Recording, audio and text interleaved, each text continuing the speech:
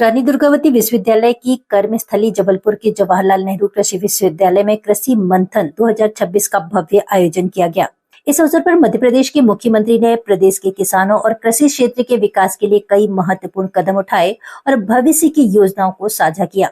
मुख्यमंत्री ने जबलपुर कृषि विश्वविद्यालय के नए प्रशासनिक भवनों का लोकार्पण भी किया।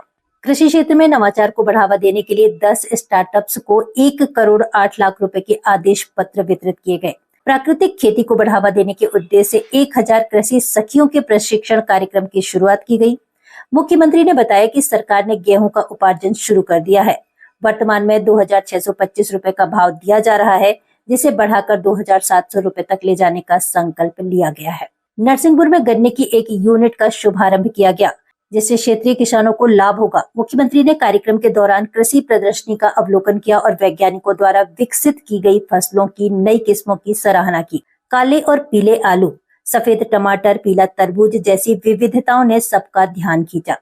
उन्होंने बेर के जूस जैसे नए उत्पादों का स्वाद लिया और वैज्ञानिकों व युवाओं द्वारा किए जा रहे इन प्रयोगों को कृषि के भविष्य के लिए सुखद बताया।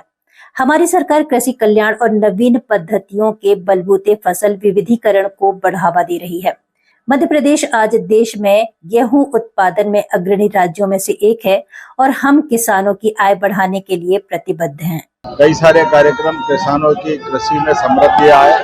हमारी सरकार द्वारा पूरा वर्ष किसान कल्याण वर्ष मना रहे। ऐसे में समृद्ध किसान सशक्त प्रदेश के नवाचार पर आधारित ये कृषि मंथन जवाहरलाल नेहरू कृषि विश्वविद्यालय जबलपुर में आयोजित किया गया, जहां विविध प्रकार के अलग अलग किसानों के हित के संबंध में बहुत सारे यंत्रों की, विभिन्न प्रकार के स्टार्टअप की, कृषि की, जिन्स के उपज के बीजों की, बहुत सारे अलग अलग स्टार्टअप इनके स्टॉल पर प्रदर्शनी लगाई गई थी। मेरी अपनी ओर से बधाई और उम्मीद करेंगे कि हमारे इस कार्यक्रम के साथ कई प्रकार के लोकार्पण भूमि पूजन भी किए गए, जो स्वर्गीय भारत रत्न अटल बिहारी वाजपेयी का लगभग 17 करोड़ की लागत से एक नए भवन का लोकार्पण भी किया गया।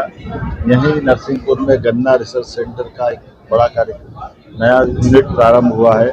इसी के साथ साथ हमारे अलग अलग प्रकार के विविध उद्यमियों को, हितग्राहियों को उनके हित लाभ वितरण का कार्यक्रम भी रखा गया था।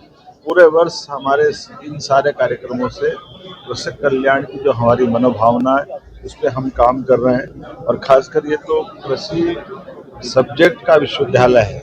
एग्रीकल्चर में सभी प्रकार के नवाचार, नई तकनीक, देश के साथ विदेश के भी कई विद्वान आए हुए हैं, वो सब अपने अनुभव शेयर करेंगे और उम्मीद करेंगे इन सब के माध्यम से किसानों की आय बढ़े, हमारी फसलों का सही उत्पादन मिले, कम पानी में बेहतर फसल हो, बिजली, पानी, खाद सबके अंदर एक समेकित रूप से इस प्रकार का उपज से कितनी आमदनी बढ़े, इस दिशा में लगातार सरकार काम कर रही है।